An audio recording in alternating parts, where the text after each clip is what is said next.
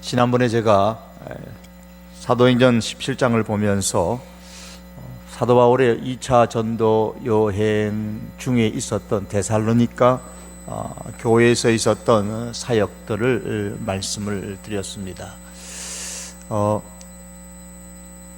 바울의 2차 전도 여행은 안디옥에서 출발해가지고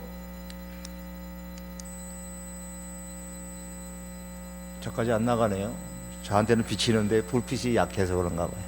안디옥에서 출발을 해서 여러분 지도 본 바와 같이 저 위에 비시디아 안디옥에서 성령의 지시하심을 받아가지고 아소에서 드로아에서 성령의 지시함을 받고 밤빌리아로 네아폴리로 빌립보로 가고 데살로니가로 갔다고 했습니다. 빌립보 사역은 제가 말씀드리지 않았고 데살로니가와 베레아의 사역을 17장에 말씀을 드렸습니다. 그리고 이제 아덴을 지나서 고린도까지 내려오게 되죠. 여기 고린도까지, 아덴을 지나서 고린도까지 내려오게 됩니다. 고린도까지 내려오게 되는데 오늘 사역은 이 고린도에서 있었던 사역들을 함께 생각하면서 오늘 제목을 신앙생활에는 위로가 필요합니다 라는 말씀으로 전하기를 원합니다. 신앙생활에는 많은 동료들의 그런 위로가 상당히 필요합니다. 그런 의미에서 우리 중등부는 우리 중등부 속에서, 고등부는 고등부 속에서, 우리 청년 1부는 청년 1부 속에서, 청년 2부는 청년 2부 속에서, 또 우리 새가정부는 새가정부 속에서, 또 30대는 30대 속에서, 40대는 40대 그룹 속에서, 또 우리 전도의 각 그룹 속에서 활동하는 것이 대단히 신앙생활에 중요합니다. 물론 우리가 60대가 30대나 20대에게 신앙의 위로도 줄 수가 있겠지만은 무엇보다도 동료들의 신앙의 위로와 격려가 대단히 중요하기 때문에 신앙생활에 있어서 또래 집단들의 그러한 신앙생활이 대단히 중요합니다. 우리 1, 2 청년분들이 오늘 특송해서 감사한데요, 우리 1청년부에 소속된 자녀들은 어쨌든 1청년부에 보내고 2청년부에 소속된 청년들은 2청년부에, 그리고 새가정부에 소속된 청년들은 결혼한 사람들이죠. 새 내기들의 가족들입니다. 이러한 새가정부에서 활동하는 것이 매우 중요하고, 각 전도회는 그냥 교회만 오는 것이 아니라 동년 연배에 있는 신앙의 사람들과 함께 전도의 활동으로 신앙생활하는 것이 대단히 중요합니다. 하나님의 일에 충실히 행하다 보면, 또 우리가 신앙생활을 하다 보면 때로는 사람들에게 거절당하는 아픔을 겪기도 하고 신앙생활에서 어려움을 겪기도 합니다. 그럴 때마다 하나님을 사랑하는 다른 동료들을 통하여서 우리는 위로를 받고 또 용기를 얻고 힘을 얻어서 재충전하는 가운데서 신앙생활을 잘 할 수가 있는 겁니다. 요즘 우리가 사무엘 하서의 말씀을 새벽 예배 시간에 계속해서 보고 있습니다.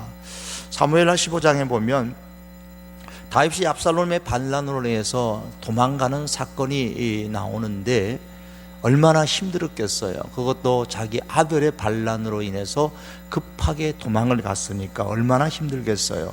사무엘하 15장에 보면 다윗과 함께한 사람들이 나옵니다. 다윗이 이제 이 예루살렘을 떠나면 언제 돌아올지도 모르고 영영 이제 왕위에서 폐위될지도 모르는 그런 상황임에도 불구하고 다윗과 끝까지 함께하는 사람들이 나옵니다. 물론 그 가운데는 시와와 같은 사람, 시므이와 같은 사람, 사무엘하 16장에 보면 다윗의 그 위기를 악용하는 사람도 있고, 또 다윗의 위기를 보고 다윗이 왕성할 때는 잠잠하다가 아무 소리 못하다가 다윗이 위기를 겪으니까 본심을 드러내면서 다윗을 저주했던 그런 사람들도 있었습니다만은, 그런 와중 속에서도 끝까지 다윗과 함께하고 다윗을 도와주고 다윗의 일행에게 먹을 것을 공개해주는 사람들이 있었습니다. 얼마나 이 다윗에게 큰 힘이 되었겠습니까? 또한 사무엘 상서에 보면 23장에 다윗이 한참 사울로부터 쫓김을 당하고 있을 때입니다. 시간의 역사가 뒤로 더 거슬러 올라가죠. 유대 지역에 있는 그일라 사람들이 쫓겨다니고 있었던 이 다윗을 찾아왔어요. 그때 다윗이 블레셋 땅에서 거하고 있었는데, 이 쫓아와서 광야에서 숨어 있었는데, 찾아와서 블레셋 사람들이 이 그일라 사람들을 공격하고 있으니까 와서 우리를 좀 도와달라고 부탁을 했습니다.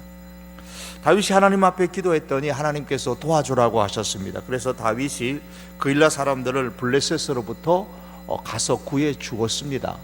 지금 이 다윗은 사울을 피해서 숨어 다니는 중이었는데, 그일라 사람들을 돕다 보면 자신들의 그 위치도, 자신들의 상황이 다 이게 드러나게 되잖아요.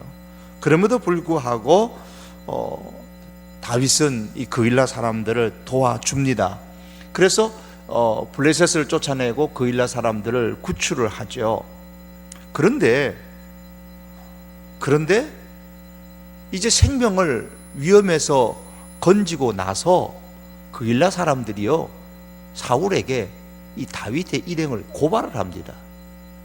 그래서 얼마나 가슴 아프겠어요. 좀 위험하니까 도와달라고 할 때는 언제고, 이제 다윗이 그 참 어려운 중에서도 와서 도와주니까 이 그일라 사람들이 그 은혜를 잊어버리고 사울에게 다윗의 일행을 고발을 하게 됩니다. 얼마나 마음이 쓰리고 아프겠습니까? 할 수 없이 다윗이 다른 곳으로 도망을 갑니다. 그래서 십이라는 광야의 수풀에 숨어 있었는데, 그런데 갑자기 생각지도 않았던 요나단이 찾아옵니다. 요나단, 사울의 아들 말이에요. 요나단이 찾아와서 이런 이야기를 합니다.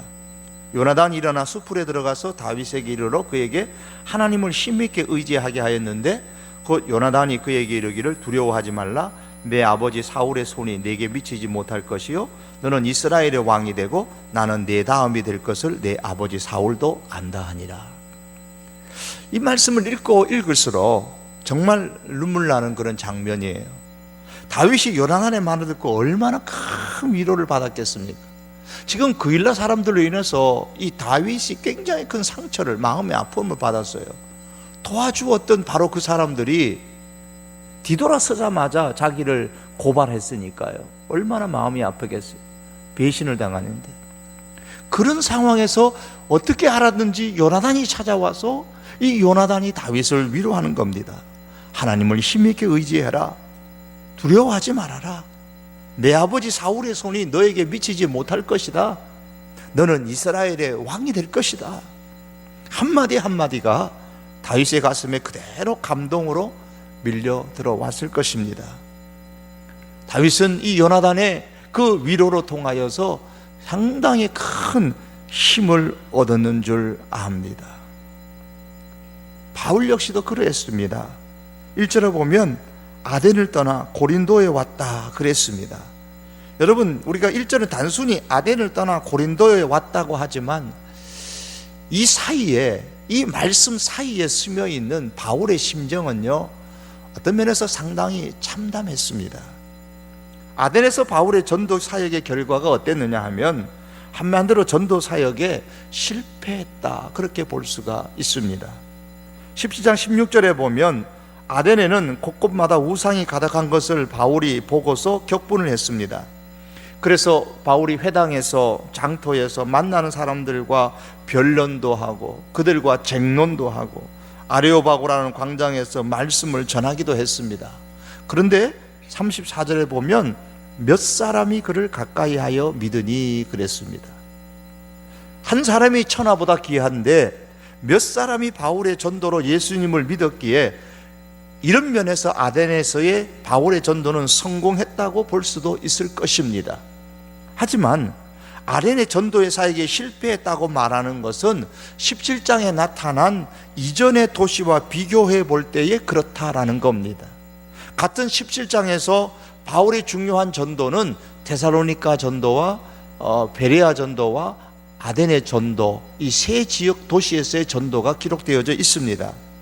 데살로니가에서 전도한 바울의 전도 사역의 결과가 17장에 기록되는데 17장 4절에 보시면 그 중에 어떤 사람고 경건한 헬라인의 큰 무리와 적지 않은 기부인도 고난을 받고 바울과 실라를 따르니라 그랬습니다. 전도의 열매가 풍성했다라는 말씀이죠. 그리고 그 다음에 베레아에서의 바울의 전도 사역의 결과는 11절과 12절에 보시면 전도받은 사람들이 간절한 마음으로 말씀을 받았고, 이것이 그러한가 하여 날마다 성경을 읽을 뿐만 아니라 12절에 보시면은 그 중에 믿는 사람이 많고 헬라의 기부인과 남자가 적지 아니하였다라고 했습니다. 그런데 그 다음에 전도 지역인 이 아덴, 같은 11장에 기록되어져 있죠. 아덴에서의 전도 사역의 결과에 대한 오늘 성경의 보고는 앞서 두 지역의 과와 달리 말씀드린 것처럼 34절에 몇 사람이 그를 가까이 하여 믿었다 그랬습니다. 그러므로 이 17장에 기록된 바울의 전도 사역지는 데살로니가, 베레와 그리고 아덴인데, 다른 지역에서는 많은 사람들이 예수님을 믿었지만은 아덴에서만큼은 단 몇 사람만 믿었을 뿐입니다. 그러므로 한 영혼의 소중함을 생각하면 이 몇 사람의 전도도 성공적인 복음 사역이라고 할 수가 있지만은, 다른 지역과 비교해 볼 때에 아덴에서의 전도 사역은 바로 실패한 전도 사역이라고 할 수 있다라는 말씀입니다. 왜 아덴에서만큼은 이러한 전도의 결과가 미미했을까요? 우리는 여기에 대한 해답을 바울이 고린도에 보낸 첫 번째 편지에서 찾아볼 수가 있습니다. 고린도전서 1장 1절과 2절의 말씀에 이런 내용이 나옵니다. 형제들아, 내가 너희에게 나아가 하나님의 증거를 전할 때에 말과 지혜의 아름다운 것으로 아니하였나니, 즉 고린도에서 복음을 전할 때에는 말과 지혜의 아름다운 것으로 아니했다 그랬습니다. 내가 너희 중에서 예수 그리스도와 그의 십자가에 못 박히신 것 외에는 아무것도 알지 아니하기로 작정하였느니라. 고린도에서 전도할 때 얘는 말과 지혜의 아름다운 것은 아니하였습니다. 그 대신에 십자가만 전하기로 작정을 했습니다. 왜 바울이 고린도의 교인들에게 이런 말을 할까요? 고린도 바로 앞인 즉 아덴에서의 전도는 바울이 말과 지혜의 아름다운 것으로 했기 때문에 그렇습니다. 그래서 17장에 아덴에 있었을 때에 바울의 이 전도에 대하여서 기록하면서 변론이다, 쟁론이라는 단어를 쓰고 있습니다. 바울은 그 유대인들이나 이방인들, 아덴의 도시에 사는 사람들과 변론하고 서로 말로 쟁론을 했습니다. 바울은 단지 선포한 것이 아니라 변론하고 쟁론했습니다. 다른 말로 표현하면 자기의 그 말과 자신의 그 인간적인 지혜, 학식을 갖고 있는 그 모든 것을 활용해 가지고 그들과 변론하고 쟁론했다는 말입니다. 아덴은 헬라의 수도요, 정치, 교육, 문화의 중심이고 지혜의 본고장이죠. 우리가 철학에서 배우는 그 아테네는 헬라의 눈이라고 일컬음 받는 것이고, 우리가 잘 아는 소크라테스나 플라톤이나 이들의 고향이죠.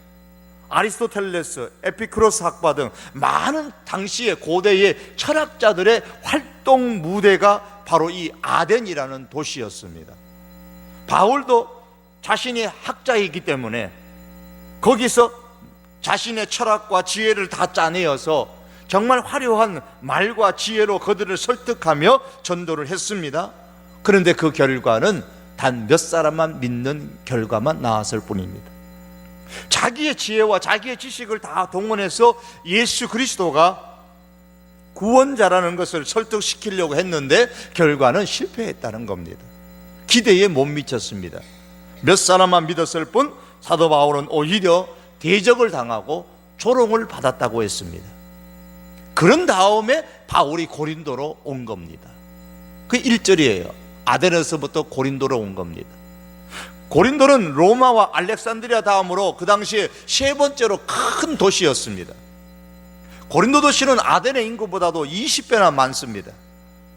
이처럼 고린도 도시는 아덴보다 훨씬 큰 도시였고, 아덴의 버금가는 지성적인 도시였고, 또 한쪽은 방탕한 도시였습니다. 사람들이 짐승처럼 육체의 욕심을 따라서 살았던 그런 도시였습니다. 우리가 잘 아는 이 고린도에는 비너스의 성전을 갖고 있었습니다. 성적으로 굉장히 타락한 도시였기 때문에 고린도화한다란 말은 성적으로 부도덕하다라는 말을 대신할 정도였습니다.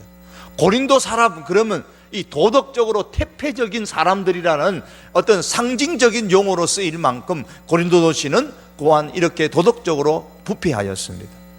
한쪽은 지성이 대단한 그러한 고고한 실력과 지식이 있고, 또 한쪽은 짐승같이 육체의 욕심을 따라 태폐적인 삶을 살아가고, 그러면서도 대도시여서 부유하고 옷을 화려하게 입고 정말 잘 사는 도시인데, 아덴에 비교하면 비교가 안 되죠. 그런데 아덴에서의 전도에서 단 몇 사람만 믿는 전도의 사역에서 실패했던 바울이 이 엄청난 도시인 고린도에 온 겁니다. 고린도 사람들을 보니까 아덴에서의 실패한 자신의 모습을 바울이 생각하지 않을 수가 없습니다. 그러니 바울이 더욱더 자기 자신이 왜소하고 초라하기 짝이 없었습니다. 그래서 이 바울이 고민을 합니다. 내가 이 고린도에서 과연 어떻게 복음을 잘 전할 수 있을까? 이 고린도에서 이 전도 사역에 과연 성공할 수 있을까? 고민을 하죠. 그래서 고린도전서 2장 3절에 보면 사도 바울이 고린도에 도착했을 때의 그때의 심정을 이렇게 표현했습니다. 내가 너희 가운데 거할 때에 약하고 두려워하고 심히 떨었노라. 전도하러 오기는 왔는데 그 상황을 보니까 마음이 약해졌습니다. 두려웠습니다. 심히 떨었습니다. 사실 바울이 전도의 박사잖아요. 그런 바울이 이 고린도에 와서 전도할 것을 앞에 두고서 정말 마음이 약해지고 두려워하고 심히 떨었다라는 이 표현을 스스로가 쓴 것을 볼 때에 바울이 얼마나 이 고린도에 와서 그 중압감에 눌려 있었는가라는 것을 우리는 짐작해 볼 수가 있습니다. 왜 고린도에서의 바울의 마음이 이랬다고요? 아덴에서의 전도 사역의 실패 때문에 그런 겁니다. 그 조그만 고린도와 비교해 볼 때에 작은 아덴에서도 내가 전도에 큰 열매를 맺지 못했는데 이 고린도에서 이 큰 도시에서 와가지고 내가 어떻게 복음을 전하겠느냐는 거예요. 그래서 마음이 약해지고 두려워하고 심히 떨었던 겁니다. 그런데 오늘 본문 4절에 보십시오. 4절에 보면 안식일마다 바울이 회당에서 강론하고 유대인과 헬라인을 권면하니라 그랬습니다. 그리고 5절 하반절에 보시면 예수는 그리스도라 밝히 증언하니라고 했고, 6절에 보시면 사람들이 복음을 전하는 바울을 대적하고 비방할 때에 바울은 옷을 털면서 너희 피가 너희 위로 너희 머리에 돌아가리라, 그러면서 이후에는 이방인에게로 가리라고 아주 바울이 담대한 모습을 우리는 여기서 봅니다. 이 말씀을 보면 바울이 마음이 약하고 두려워하고 심히 떨고 이런 게 전혀 나타나지 않습니다. 오히려 담대하게 복음을 증거하는 이 바울의 모습을 우리는 보게 됩니다. 어떻게 된 겁니까? 이렇게 복음을 고린도에서 담대히 전하니까 그 결과 8절에 보면 회당장 그리스도와 그 온 집안이 예수님을 믿었고 수많은 고린도 사람도 듣고 믿어 세례를 받더라 라고 했습니다. 고린도에서의 전도 사역은 그 처음에 가졌던 바울의 약하고 두려워하고 심히 떨었던 것과는 달리 그 열매가 매우 많았고 아주 성공적이었고, 바울 역시도 담대하게 고린도에서 복음을 전했습니다. 어떻게 이렇게 될 수 있었다고요? 그 이유 중에 하나가 바로 좋은 신앙의 동력자들을 만났기 때문에 그런 겁니다. 4절에서 안식일마다 바울이 회당에서 강론하고 유대인과 헬라인을 권면하니라라는 이 말씀처럼 바울이 이렇게 전도할 수 있었던 것은 바로 이 앞에 보시면 바울이 신앙의 동력자인 브리스길라와 아굴라 부부를 만났기 때문이에요. 2절과 3절의 말씀이죠.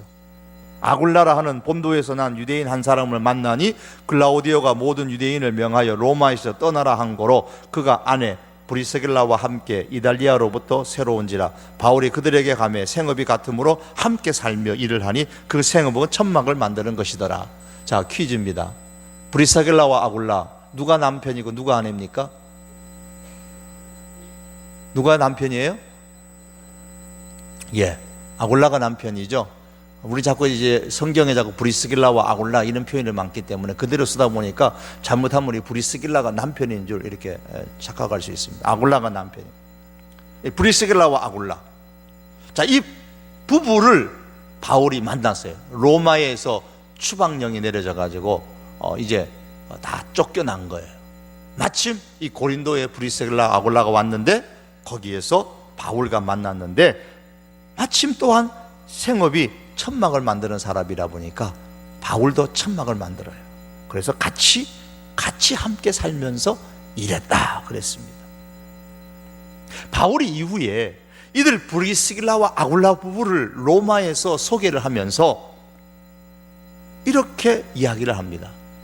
교회와 자기의 목회를 위해서 생명이라도 아끼지 않고 내어놓는 사람이라 그랬어요.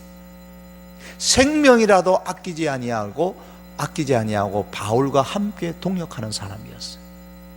그러니 이 브리스길라와 아굴라를 통해서 바울이 얼마나 큰 위로와 용기와 힘을 얻었는가를 우리는 알 수가 있습니다. 또한 바울은 고린도에서 실라와 디모데를 만납니다. 이 브리스길라와 아굴라를 만나고 나가지고 이제 열심히 담대하게 복음을 전했는데 또 그 다음에는 실라와 디모데를 만납니다. 바울이 고린도에서 실라와 디모데를 처음 만난 게 아니죠. 이미 이 앞에서 처음부터 바울의 동역자들입니다. 물론 디모데는 2차 전도 여행 중간에 만났지만 어쨌든 처음부터 실라와 디모데가 함께 복음을 전했던 동역자들입니다. 그런데 데살로니가에서 전도했을 때에 핍박이 너무 심해가지고 바울 일행이 베레아로 잠시 피했다가 다시 데살로니가로 돌아가겠다라는 계획을 세웠습니다. 하지만 예상외로 너무 핍박이 심하니까 베레아까지 쫓아와가지고 데살로니가 사람들이 핍박을 하게 되니까 바울을 걱정했던 사람들이 바울 일행을 아덴으로 가게 만듭니다. 그러면서 그래도 바울은 데살로니가를 잊지 못해가지고 데살로니가에 대해 바울이 베레아에서 아덴으로 가면서 거기에 디모데를 대신 보내죠. 디모데를 데살로니가에 자기 대신 보내면서 살펴달라고 합니다. 그리고 자기는 신라와 더불어 아덴으로 갑니다. 아마도 이 아덴에서 우리가 다시 만나자라고 디모데에게 그렇게 약속한 듯 해요. 그런데 아덴에서 기다렸는데도 이 디모데가 오지를 않는 거예요. 그래서 할 수 없이 아덴에서 이제 고린도로 가면서 이제 연락책이 있어야 되니까 이 아덴에 이 신라를 남겨두고 디모데와 이게 만날 수 있도록 신라를 아덴 남겨두고 자기만 고린도로 그렇게 간 듯합니다. 그런데 이 고린도에서 바울이 드디어 신라와 디모데를 다 만나게 되었습니다. 그게 오늘 말씀에 신라와 디모데를 만났다라는 말씀이에요. 5절에 보시면 신라와 디모데가 마게도냐에서 내려오매 신라와 디모데가 마게도냐에서 내려왔다라는 말씀은 우리가 지도에서 본 것과 같이 이 빌립보 성이나 혹은 그 밑에 나오는 데살로니가나 베레아나 아덴은 마게도냐 지역이에요. 그래서 마게도냐로부터 내려왔다 그랬습니다. 그런데 아덴은 제일 밑에, 지중해 밑에 있어가지고 아덴 여기는 아가야 지역입니다. 보면 아덴 아덴은 이제 마게도냐 지역이고 아덴까지가 마게도냐고 고린도로 넘어오면 이 고린도는 아가야 지역입니다. 아가야 지역이에요. 예를 들면 이런 거예요. 자, 우리 전라북도에서 있다가 전라남도로 내려왔다 이런 표현. 경상북도에 있다가 경상남도로 내려왔다 그런 표현입니다. 경상남도, 경상북도, 충청북도 뭐 이렇게 말하면 뭐 마게도냐 지역 이렇게 지역이에요. 아가야 지역입니다. 그 안에 도시가 있는 거예요. 그 안에 뭐 광주가 있고 그 안에 뭐 순천이 있고 그 안에 목포가 있고 그 안에 대구가 있고 뭐 부산이 있고 뭐 이런 도시가 있는 것처럼 지역 안에 도시가 있는데 마게도냐 지역에 있던 아덴에서 아가야 지역에 있는 이 고린도 지역으로 이제 내려온 겁니다. 그래서 신라와 디모데가 마게도냐에서 내려왔다는 겁니다. 아덴에서 둘이 만나가지고 고린도 지역으로 내려온 것입니다. 그런데 이 고린도에서 바울이 실라와 디모데를 만났다고 하면서 그 다음에 이어서 뭐라고 말씀합니까? 바울이 하나님의 말씀에 붙잡혀 유대인들에게 예수는 그리스도라 밝히 증거하니 그랬습니다. 그리고 대적과 조롱을 겁내지 않고 담대하게 복음을 전했다고 했습니다. 그 결과 말씀드린 것처럼 믿는 사람들이 많아졌습니다. 자, 이를 종합해 보면 결국 고린도에서는 바울의 전도 사역의 성공이 브리스길라와 아글라 부부, 또 실라와 디모데와 같은 신앙의 동료가 옆에 있었기 때문이라고 말할 수가 있습니다. 사실 신앙의 동료가 옆에 있을 때에 전도자는 더욱 힘이 나서 하나님의 일을 하는 법입니다. 이것은 저 같은 목회자는 더 절실하게 경험을 합니다. 성도들이 옆에서 사실 자리만 지켜주어도 사실 목회자는 말할 수 없는 위로와 힘을 얻을 때가 많이 있습니다. 새벽 기도회든지 금요 기도회든지 수요 예배든지 또 주일 낮 예배든지 오후 예배든지 이 모든 시간에 자리를 지켜주는 것만이라도 목회자에게는 힘을 준다는 사실이죠. 그런 면에서 오늘 우리 중직자들이 많이 나오셨습니다만 중직자들의 기본은 있어야 할 예배의 자리, 있어야 할 기도의 자리에 묵묵히 자리를 지키는 것이 가장 기본적인 요건입니다. 그럴 때에 목회자도 성도들도 위로를 받고 힘을 얻습니다. 우리가 다음 주일에 중직자를 피택하는 공동회의를 할 것입니다. 어떤 분이 교회 일에 가장 적합할까요? 여러 가지 이유를 말씀할 수 있는데 가장 기본적인 조건은 예배의 모든 공적인 모임에 자기를 지킬 수 있는 사람이 적합한 사람입니다. 누가 예배의 공식적인 모임에 자기 자리를 지키는가를 그래서 우리는 유심히 그동안 살피고 보고 그와 같은 사람을 우리가 피택할 수 있어야 합니다. 교회 밖의 일에 너무 바쁜 사람은 때로는 좋은 신앙의 사람은 될 수 있을지라도 교회의 중직자로서는 적합하지 않습니다. 여러분, 사회생활에서 참 열심히 하는 분들이 있어요. 또 유명한 분들도 있어요. 그래서 또 그 직장이나 사업을 하거나 그 사회의 역할 속에서 그리스도인의 모습을 실천하고 열심히 행하는 좋은 분들도 많이 계십니다. 하지만 교회의 중직자로서는 적합하지는 않습니다. 여러분, 자녀에게 있어서 좋은 아버지와 나쁜 아버지는 어떻게 구분할 수 있어요? 좋은 아버지는 큰 사업을 하는 사람입니까? 좋은 아버지는 사회에서 유명한 사람입니까? 좋은 아버지는 자녀와 시간을 많이 갖고 좋은 남편은 아내와의 시간을 많이 가지려고 애쓰는 남편이에요. 나쁜 아버지는 그 반대입니다. 자녀와의 시간을 많이 갖지 못하고 나쁜 배우자는 자신의 배우자와 시간을 많이 갖지 못하는 배우자입니다. 아버지와 남편은 얘기하죠. 내가 어디 내 잘되라고 이렇게 바쁘게 돌아다니면서 뼈 빠지게 고생하느냐고. 이게 다 자식 잘 키우고 아내 행복하게 하기 위해서라고 이야기를 합니다. 그러나 바쁘게 일해서 많은 돈을 벌고 난 다음에는 자식을 찾아오면 그 자식이 뭐라고 할까요? 자식은 성큼 벌써 다 컸고 더 이상 자식은 아버지를 찾아오지 않습니다. 반가워하지 않습니다. 어떤 자식은 돈만 찾아올 뿐이지 아버지는 찾질 않죠. 바쁘게 일해서 돈 많이 벌고 난 다음에 아내와 행복하게 살겠다고 하면 아내는 이미 마음의 깊은 상처로 인해서 멀리 그 마음이 떠나 있고 심지어는 그것 때문에 이혼하는 그런 아내들도 있습니다. 돌이킬 수 없는 일이 가정에서 벌어지는 겁니다. 아내와 자녀들과 함께 할 시간이 없을 정도로 세상에서 바쁜 사람은 유능한 사람이 될 수는 있어도 똑똑한 사람이 될 수도 있어도 국가를 위해서 나라를 위해서 세계를 위해서 꼭 필요한 사람이 될 수 있을지는 몰라도 한 가정에 있어서 좋은 아버지, 좋은 아내, 좋은 배우자로서의 역할은 감당할 수가 없는 것이죠. 그래서 유능한 사람은 제 생각에는 혼자 사는 게 좋을 것 같아요. 신앙생활도 마찬가지입니다.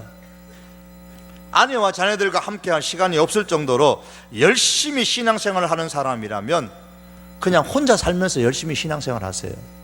혼자 사시면서. 뭐 때문에 결혼해가지고 신앙생활을 한다는 이유를 가지고 배우자와 자녀들을 힘들게 하고 상처를 줍니까? 결혼을 한다면 그 결혼의 대상자인 배우자와 그로 통해 얻은 자녀들도 다 하나님의 선물이고 하나님의 은혜로 얻은 존재들입니다. 그렇다면 하나님께서 주신 그 선물과 은혜를 귀하게 여기면서 그들과 시간을 할애해서 가정을 잘 지키는 것도 하나님의 큰 일 중에 하나입니다. 이처럼 교회 일도 마찬가지입니다. 어떤 분은 사업을 하시는데 교회에 나올 시간이 별로 없어요. 물론 사업을 하면서 정말 신앙적으로 하려고 열심히 합니다. 해외로 출장 가는 것을 밥 먹듯이 합니다. 정말 부지런히 살아가고 정말 부지런히 일을 합니다. 그리고 신앙적으로 살려고 열심히 사회생활을 합니다. 그런데 자기가 몸담고 있는 교회에는 나올 시간이 별로 없습니다. 왜요? 일이 너무 많아서. 어떤 분은 직장 일을 하는데 교회 공적인 예배 시간에 참여할 시간이 없어요. 참여하기 싫어서가 아닙니다. 참여하고 싶은데 직장의 일이 너무 바빠요.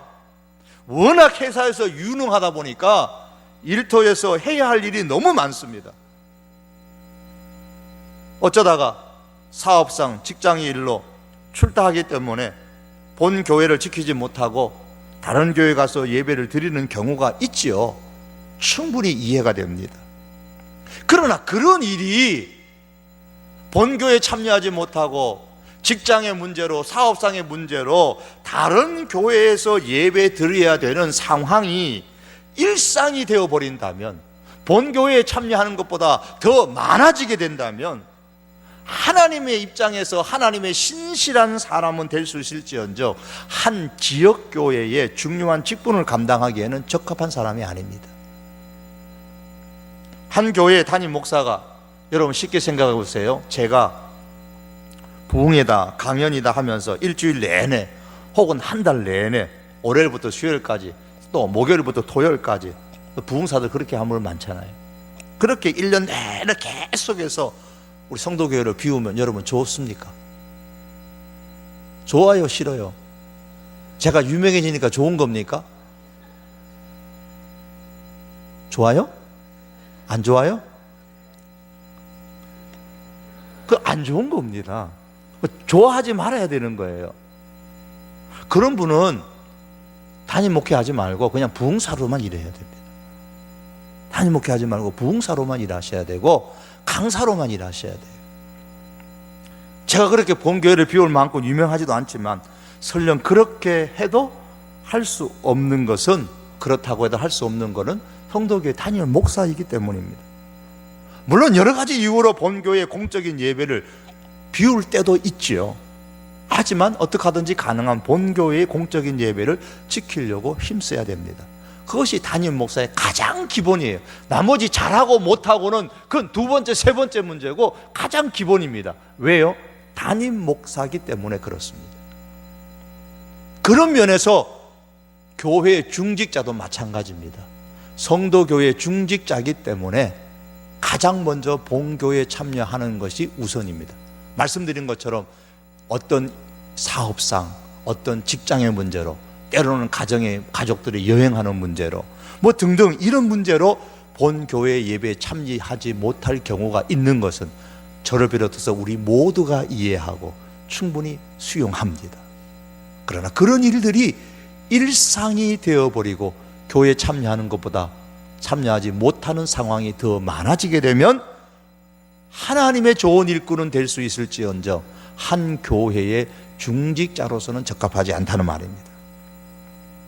사랑하는 성도 여러분, 목회자든 성도들이든 우리에게는 신앙의 동료가 있어야 됩니다.